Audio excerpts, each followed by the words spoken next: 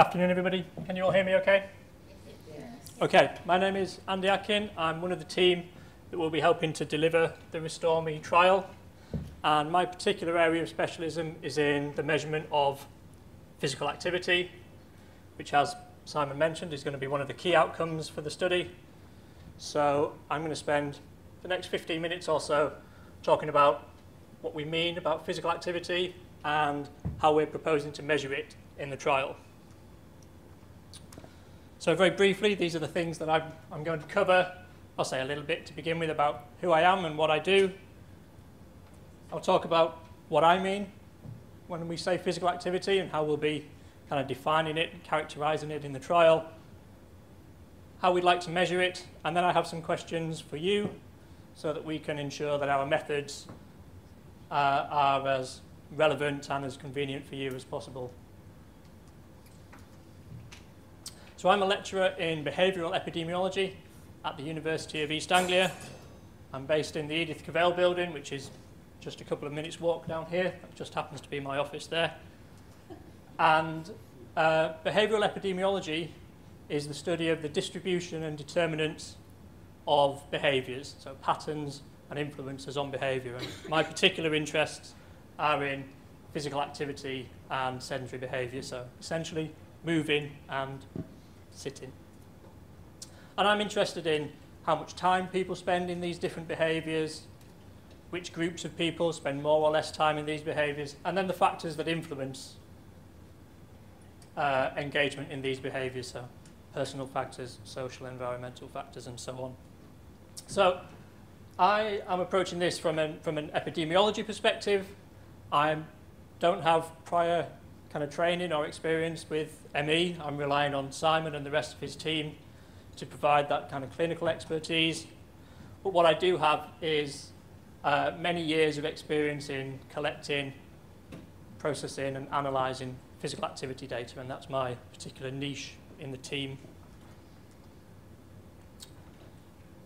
I thought it might be useful just to clarify what I mean when I talk about physical activity, because it's often used interchangeably with other terms, maybe exercise or fitness and so on. So what I mean with physical activity is essentially any form of movement produced by the contraction of our muscles. And so from that, I'm sure you can gather that it's a very broad construct. It encapsulates all forms of movement. So it would include things like sport and structured exercise, going to the gym, playing in a sports team or something like that. But it's certainly much broader than that. It certainly isn't that alone. So it incorporates everyday activities, the things we have to do just to get through the day. Climbing stairs, going to meetings, making a cup of tea, going to the shops and so on. Also incorporates occupational tasks, things we have to do to fulfill our job, either getting to work, lifting and carrying at work. And then also includes active hobbies as well, whatever those things might be, whether that's gardening, going out with our friends or family, walking the dog, etc. So it's a very broad construct.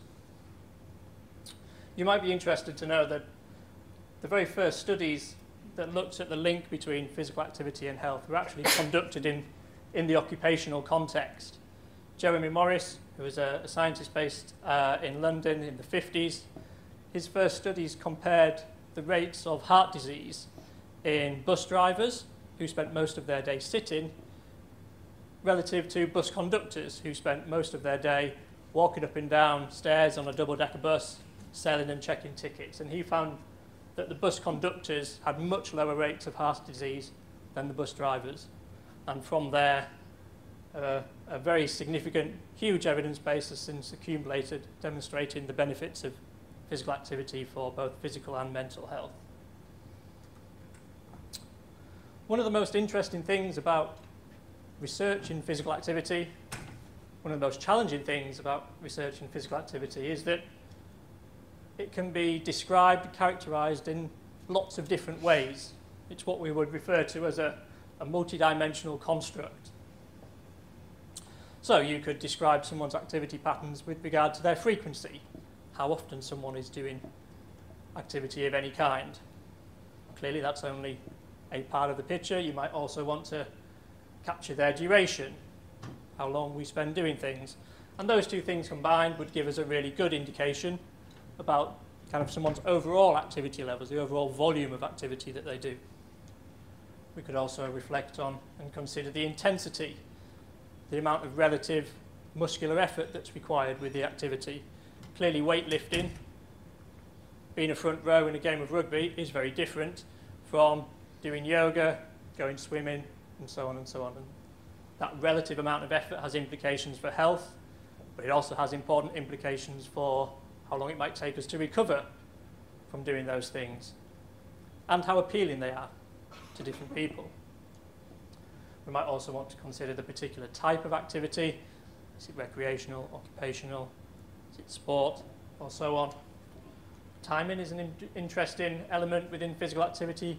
The time of day that people are active or prefer to be active, the day of the week, and the season of the year, and so on, all being elements that are interesting to look at there. And also we could consider the context of physical activity as well.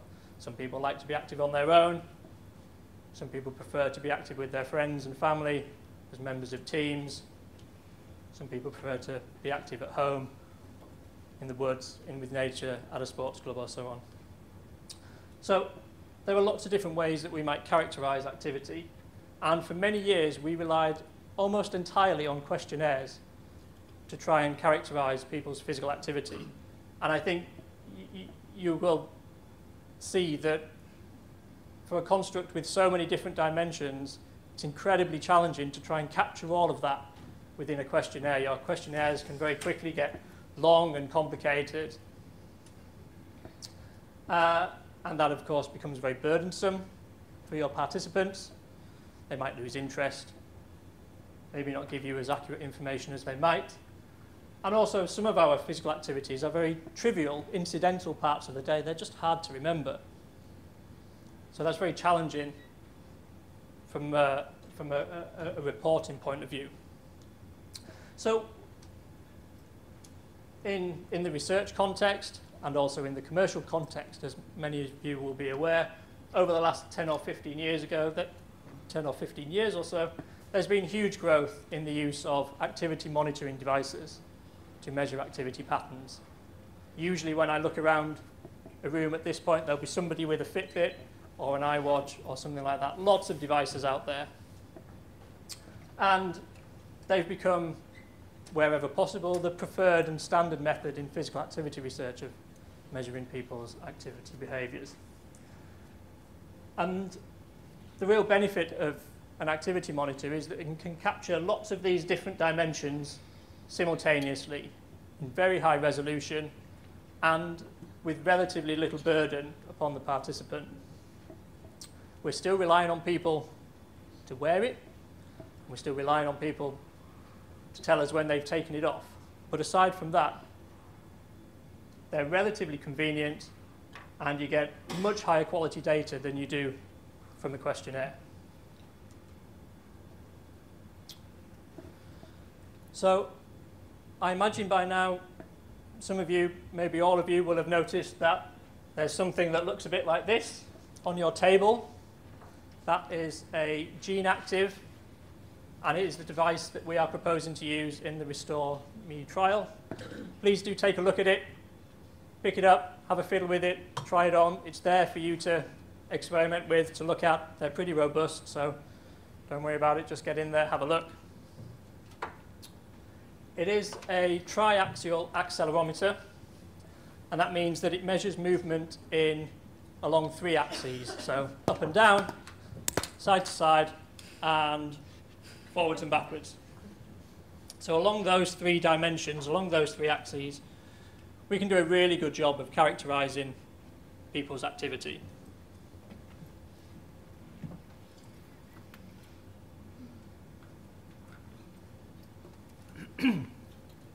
So gene actives are waterproof. They're also small enough and light enough that they can be worn for 24 hours a day, for many days. They've got sufficient battery life, sufficient memory, that they can be worn continuously without the need to recharge, without the need to download any data. So the goal is you put it on and forget about it. and then hand it back to the team after however long that wear period is, usually about a week. The devices on the table are set up to be worn as a watch, and that's the most common placement, that's the most common way they're used, but it's not the only way. They come with a choice of different straps and so on, and they can be worn in a whole variety of places. Waist is a popular point of attachment, as is the thigh, sometimes on the ankle, on the upper arm, or on the back. And the choice of placement is determined by what particular element of physical activity we might be interested in capturing, and on the preferences of those people who are taking part in the study. And we'll come on to that later. I'd like to get your thoughts on that later on. Accelerometers, like the gene active, have been used very widely in population health research, in epidemiology, lots of observational studies and clinical trials. As you will no doubt know much better than I, there is not a huge amount of research that has been conducted with people with ME, but I know of at least one ongoing randomized control trial that is using this same device, the gene active, to assess physical activity in participants. And I know of a handful of other studies, both trials and observational studies, that are using similar devices, different brands, but essentially the same technology, the same sensors, to measure activity in people with ME. So they're very widely used, very well-established methods and protocols for collecting and processing the data. I wanted to just briefly show you what the data from an accelerometer looks like. And this is where research-grade devices differ from those commercial devices.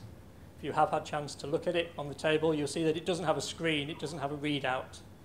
It won't tell you at any point how many steps you've done, how much activity you've done, or how much sitting you've done on that day. And that's because in order to do that, your Fitbits and your iWatches have to do lots of internal signal processing. They have to clean the data, process it, run algorithms, and so on. And the people who make these devices are very protective over their data processing algorithms. Understandably so, it's their intellectual property. So they don't publish how they come to their summary estimates, how they simplify all of that data and give you a simple minutes or steps. As a scientist, as researchers, we can't do that. We can't keep things secret. We have to be very open about the data we collect, how we handle it, and how we process it. So for a research-grade device like the gene active, we just get the raw acceleration signal, the raw output from the signal that captures the movement. And this is one way of kind of visualizing that raw data. Another way is an enormous spreadsheet just of ones and zeros, but that's nowhere near as interesting to look at. So here you will see traces in 3 different colors. That is the movement that's captured along those 3 different axes. So one for up, down, side to side, forward and backwards.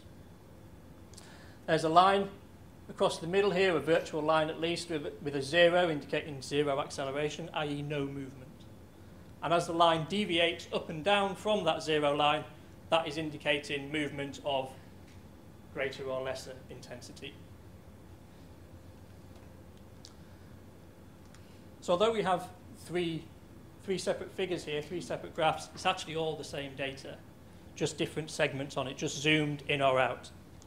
This top one here characterizes movement from one person for an entire 24-hour period. So we have hour 0 here, midnight, coming right through till 8 o'clock, and then so on until midnight at the end of the day. You can see that between hour 0 and hour 5 a.m., very little movement there. Not much registering on any of those axes. This person is very reasonably asleep. And you can see much more intense patterns of movement during the day. If we zoom in on this little red box here, we get this. So this is a little snapshot, a zoomed in segment of 1 hour of the day. And you can see there's still very intense, very large amount of data that we can look at here. Mostly not really moving around very much for most of that hour, and then a big spike of movement for a few minutes, around 50 minutes, where this individual obviously got up and did some kind of activity, and then it drops down to very little movement again. Again, we could then take this little red box and zoom in again and go into even greater detail, even more specific insight into what that person was doing over just a 60-second period.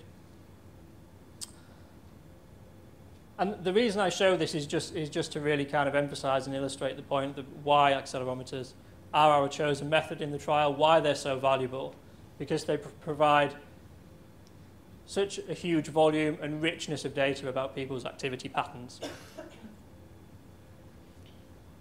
So what can we do with this accelerometer data? It can give us a very simple estimate of someone's overall activity patterns. We essentially sum up the time across all of those different axes, not so much time, but acceleration across those times, and it gives us a simple summary measure about how active someone is. We could also look at time spent in particular intensities. You can employ some thresholds along those different axes, and that will give you an estimate of how long someone might be spending sitting. Someone might be spending walking or doing more vigorous activities. And because all of the data is time-stamped, we can look at patterns within the day or across the entire wear period. So if someone wears it for a week, we could compare their activity patterns in the morning versus in the evening, on weekdays versus the weekend, and so on. So it provides us with incredibly detailed, really rich data, far more than could ever be conceivably possible with a questionnaire.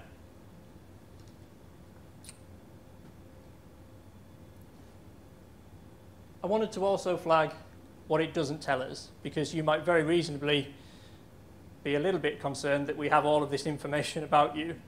And so I thought it useful to flag what it won't tell us.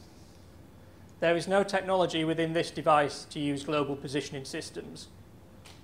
And there are no cameras or video recording equipment. We won't know where you are or who you are with. And it also won't tell us what you are doing. It won't tell us the particular activity, the type of activity you're doing. So you could well be walking the dog, you might be in the shops, you might be in the swimming pool, you might be just doing some activity at home. We don't need to know that for the purposes of the trial, and this device won't measure that, won't tell us that. Okay, here we go. So, yes, I think it would be preferable if it was just those with ME who answered this, please. Doesn't matter if we've got one or two in there, I don't think. Well, outstanding. If we'd have had a lot of threes there, that would have given us a problem. Okay, next question.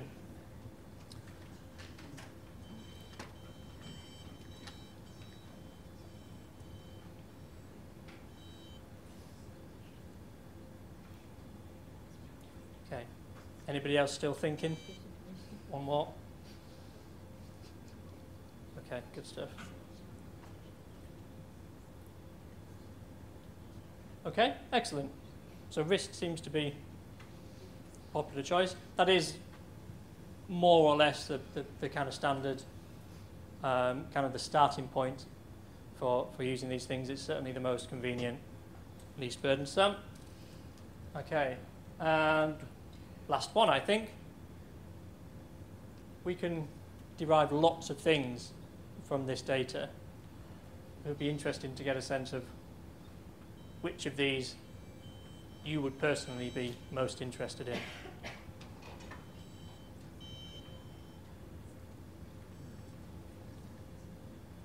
Okay, any more?